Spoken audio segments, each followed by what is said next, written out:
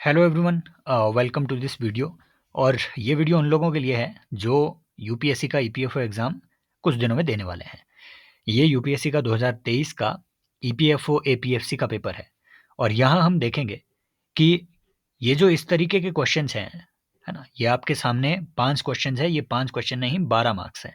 अगर आप इनको अच्छे से डील कर लेंगे, है ना, कि हमेशा हमें प्रॉब्लम इस बात की रहती है कि हम कैसे मीनिंग पता करें कि यार प्लेटिट्यूड का क्या मतलब होगा, डेरेलिक्ट का क्या मतलब होगा, है ना, सेरेंडिपिटस का क्या मतलब होगा। अगर अगर आपको भी इंग्लिश में ये प्रॉब्लम आती है तो रेस्ट ऑफ द सेंटेंस का यूज करके एटलीस्ट आप आंसर के करीब कैसे पहुंचेंगे, है ना, रॉन्ग ऑप्शंस को कैसे आप हटाएंगे, इसको हम यहाँ पे सीखेंगे। राइट, तो शुरू करते हैं ये अभी का। जैसे देखिए, ये एक सवाल है। अब ये सारी चीज़ें ज़रूरी नहीं है कि हर एक क्वेश्चन में आपके लागू हो, लेकिन कुछ एक क्वेश्चंस में आप इनको, है ना, इन इस टेक्निक का यूज़ करके आप बहुत करीब पहुंच सकते हैं अपने आंसर के। जैसे ये क्वेश्चन है, a 100-year-old college building was now in a derelict state. अब इसी से आपको पता चल रहा है कि भाई कुछ ना कुछ उल्टा सीधा ऊट पटांग वो बोल रहा है कॉलेज की बिल्डिंग के बारे में। तारीफ नहीं करेगा, क्यों? ऐसे इसका हिंदी, है ना, हिंदी में जरा इसे ट्रांसलेट करने की कोशिश करो कि 100 साल पुरानी एक कॉलेज बिल्डिंग अब एक डेरेलिक्ट स्टेट में है। अगर वो अच्छी हालत में होती तो वर्ड क्या यूज होता? वो अभी भी एक डेरेलिक्ट स्टेट में है।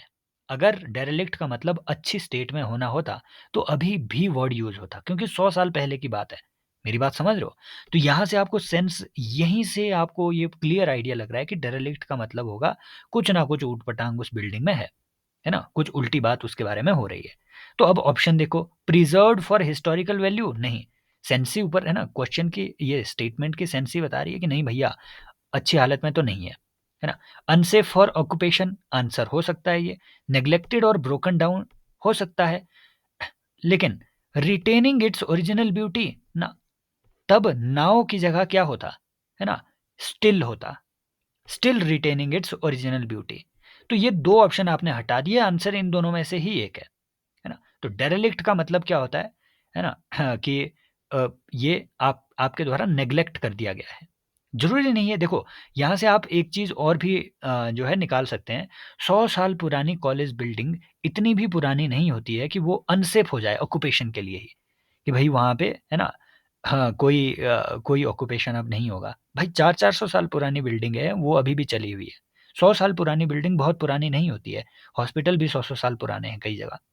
Right, so most likely neglected होगा। तो इस तरीके से आपको थोड़ा इसमें सेंस बनाना है। जैसे ये देखिए, माय सेरेंडिपिटस अच्छा, ये सेरेंडिपिटी वर्ड मेरे बायो में कई बार आ जाता है। सो मुझे तो मालूम है इसका, है ना, आंसर मालूम है, लेकिन फिर भी देखो, इसकी भी थोड़ी सेंस क्रिएट करने की कोशिश करते हैं। My serendipitous encounter with the man on the bus was to have a profound impact on my life. तो इससे हमें क्या पता चला कि उसकी किसी एक बंदे से मुलाकात हुई, जो मुलाकात सेरेंडिपिटस थी। अब सेरेंडिपिटस का मतलब हमने निकालना है। मुलाकात पॉजिटिव रही, यहां से हमें पता चला कि profound impact on my life. समझ रहे हो? तो मुलाकात पॉजिटिव रही, है ना। सो हो सकता है कि उसे आप फॉर्चुनेट माने, लेकिन हिस्टोरिकल सिग्निफिकेंस नहीं। इतना बड़ा भी राइटर नहीं होगा कि वो खुद को बोले कि ये हिस्टोरिकल सिग्निफिकेंस की होगी। समझ रहे हो? ऐसा तो नहीं होगा, है ना। फॉर्चुनेट आप कह सकते हैं कि हो सकता है ना, क्योंकि आदमी फॉर्चुनेट भी लगा सकता है इसमें, क्योंकि मुझे तो पता है सेरेंडिपिटी का मतलब होता है कि अचानक। अब देखो दूसरी बात, यहाँ वर्ड यूज हुआ है एनकाउंटर, वो आपकी इंटेलिजेंस ही चेक कर रहा है। एनकाउंटर, है ना। एनकाउंटर जहां भी वर्ड होता है, एनकाउंटर का मतलब क्या होता है कि मेरा अपनी एक्स से एनकाउंटर हो गया, या फिर मेरा अपने टीचर से एनकाउंटर हो गया। एनकाउंटर का मतलब क्या हुआ? अनप्लान्ड तरीके से एकदम से हो जाना, यहीं से आपको पता चलता है। सो मोस्ट लाइकली या तो चांस इवेंट होता, या फिर, है ना, बाय चांस मिले सेरेंडिपिटस, या फिर सडन और अब्रप्ट। और एक्चुअल में मीनिंग यही होता है कि सडनली मेरा, है ना, सेरेंडिपिटस एनकाउंटर हुआ। अब देखो, जैसे ये कॉम्प्लेसेंसी का तो सबको पता ही होता है। Notwithstanding our victory today we must be careful to avoid the feeling of complacency. Complacency का मतलब क्या होता है कि आप बिल्कुल एकदम, है ना, केयरलेस नहीं बोलेंगे उसे। आप बिल्कुल एकदम मान चुके हो कि ठीक है, इतना कर जो मैं कर रहा हूँ चलेगा। जैसे मेंस की प्रिपरेशन में हम कॉम्प्लेसेंट हो जाते हैं कि ठीक है, इतना कर कर रहे हैं, चल पड़ेगा।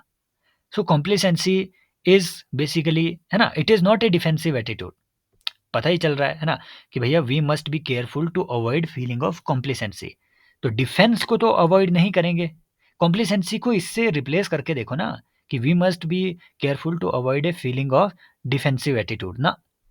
ऐसा तो नहीं होना चाहिए कि भैया विक्ट्री के बाद, ये मैच ही कहाँ करता है, विक्ट्री के बाद ऑफेंसिव। अगर ऐसा होता यहाँ कि एन ऑफेंसिव एटीट्यूड, तो आप यहाँ हो सकता था कि हाँ मानते कि हाँ भैया जीत गए, अब हमें ऑफेंड नहीं करना है किसी को, है ना, हमें अवॉइड करनी है वो फीलिंग। आप डिफेंसिव होंगे ही क्यों जब आप जीते हैं, समझ रहे हो? तो ये तो है, ये अलग वो हो सकता है ना। प्राइड, अब देखो कॉम्प्लिसेंसी का सभी को मालूम होता है, तो प्राइड भी तो नहीं है। कॉम्प्लिसेंसी का मतलब ही होता है कि भाई चलता है एटीट्यूड। तो फीलिंग ऑफ सुपीरियरिटी भी नहीं है, चलता है एटीट्यूड। तो चलता है एटीट्यूड क्या होता है? Smug and self satisfied. तो आपको ऐसे ही इन चीज़ों को एलिमिनेट करना होगा।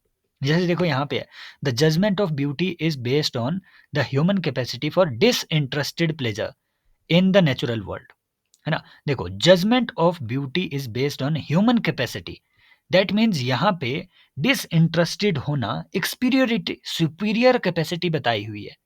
पूरे सेंटेंस से आपको पता चल रहा है कि डिसइंटरेस्टेड होना कुछ ऐसी चीज है जो कि अच्छी बात है, जो एक सुपीरियर ह्यूमन कैपेसिटी है, है ना, जिसमें कि जजमेंट ऑफ ब्यूटी, है ना, की जा सकती है उसके बेसिस पे, डिसइंटरेस्टेड होने के बेसिस पे, कि आप कितने डिसइंटरेस्टेड है इस दुनिया के प्लेजर पे। अब डिसइंटरेस्टेड का मतलब क्या होगा? इनडिफरेंस होगा क्या? इनडिफरेंस क्या होता है, समझ रहे हो? इनडिफरेंस होता है कि आप एक तरीके से लाइक इनडिफरेंट एटीट्यूड किसी चीज़ के लिए रख रहे हैं, है ना? हिंदी में मुझे इसका अनुवाद मालूम नहीं आ रहा है। एक तरीके से इग्नोर करना किसी चीज़ को, that is your indifference, right? फिर free of all the self interest, हाँ, मे बी हो सकता है डिसइंटरेस्टेड का यही मतलब हो। नॉट केयरिंग, ये केयरलेसनेस होता है। डिसइंटरेस्टेड का मतलब है कि आप कोई काम कर रहे हैं, वही कि you are doing something and you are not feeling your self interest in it, right? तो वो निष्काम कर्म, दैट इज योर डिसइंटरेस्टेडनेस, है ना। Free of all self interest, है ना। एक्सट्रीमली फोकस्ड नहीं भाई, ये तो ऊपर बोला ही नहीं है डिसइंटरेस्टेड होना, है ना। आप अपने इंटरेस्ट से दूर ही हैं इसमें। अगली बात देखो इधर, कि essay was badly researched and contained several platitudes and generalizations, ठीक है। तो इसका मतलब है कि भैया essay जो है, essay में कुछ गड़बड़ थी, है ना, उसमें प्लेटिट्यूड थे और जनरलाइजेशन थी। जनरलाइजेशन मतलब जनरल से स्टेटमेंट दे दी, है ना।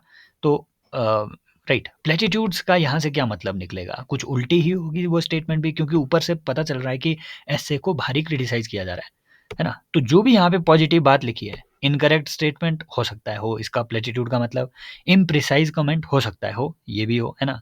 और often used and unoriginal ideas हो सकता है ये भी हो।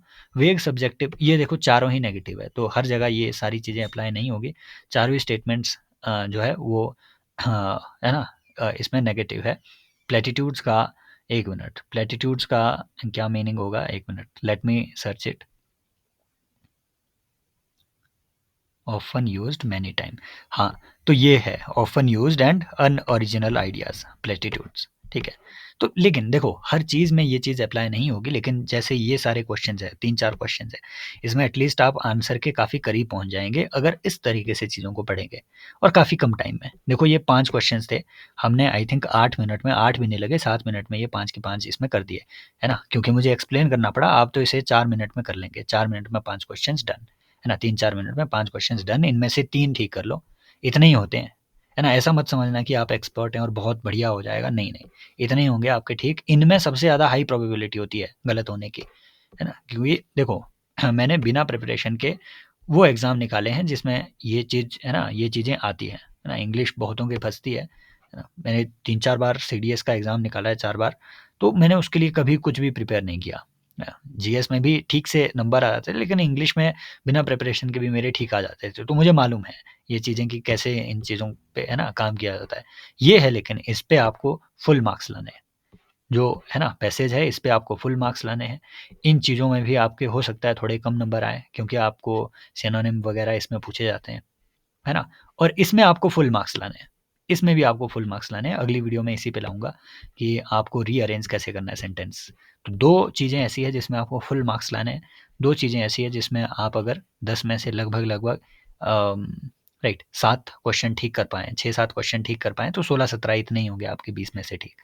तो thank you so much, take care, bye bye. ये वीडियो आपको कैसी लगी, ये फिर से लानी है तो है ना, कमेंट सेक्शन में बताइए। Take care, bye bye, as always love you all.